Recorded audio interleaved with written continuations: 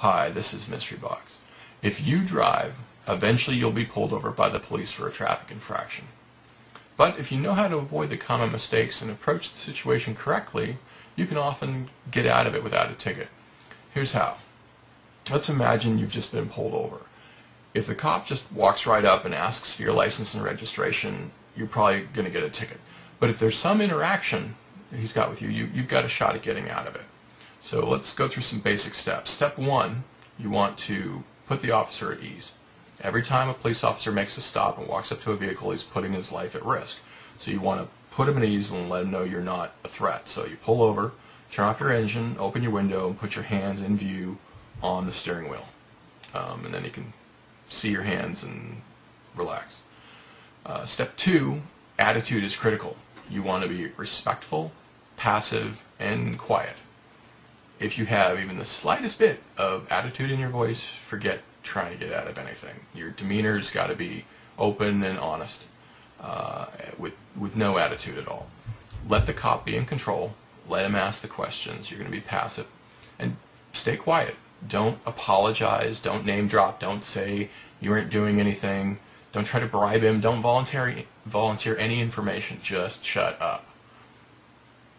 Step three. Don't lie. Cops spend all day getting lied to, and they're very good at detecting lies. And if you lie even about trivial things, it makes you seem guilty. So don't lie. You don't need to lie to get out of a ticket, so don't do it. Step four, don't admit guilt.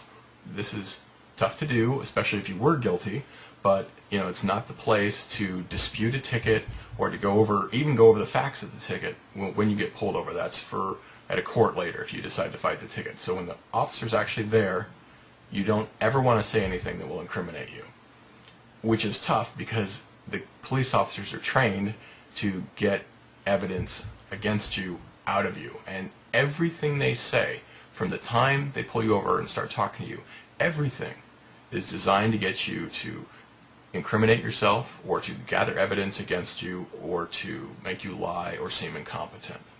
So you have to really think about your answers and not say anything that's going to incriminate you, which is tough because all the questions are designed to trick you.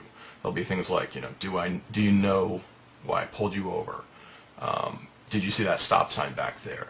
Do you know how fast you were going? I mean, these things, there's no real good way to answer them because, if you say that you weren't speeding, then the cop thinks you're lying. If you, say you don't know why he pulled you over, then, the cop thinks that you're not paying attention. There's just really no good ways to answer these questions straight, so you avoid them.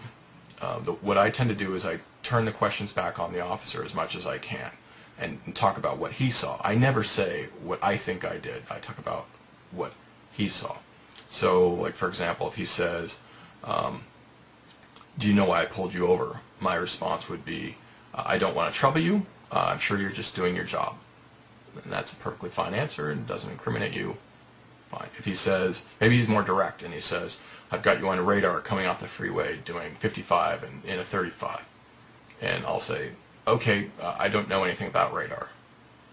Again, I answer his question, but I didn't admit or deny anything. Maybe he'll say, why'd you run that stop sign? And I'll say, is that what you observed? And he'll say, yes. And I'll go, okay. And he'll go, well, why did you do it? And which is a very direct question, but again, you don't want to incriminate yourself, so I'll just say, if that's what you saw, I'm sure you know what you're doing. And this can go on for minutes because cops want to get you to incriminate yourself. But just don't do it. Think very carefully about your answers. If you can do that, which is tough, but if you do that, you've got a chance. You may not even need to ask for a warning. I mean, if the cop was just fishing, pulled you over and expected you to incriminate yourself and you don't, he's going to let you go. So if you're calm and respectful and you don't lie and you don't admit guilt, you're different than almost everyone else the cop has pulled over in the last several weeks. And you want that because everyone he pulls over, he thinks is guilty. So you want to appear different. That makes you seem innocent. So when you're going through not admitting guilt, you might even confuse the cop a bit. And that's good. If the officer gets confused, a little bit confused, that's the time to ask him for a warning. It's up to you if you want to try to ask for a warning, and how you do it's up to you.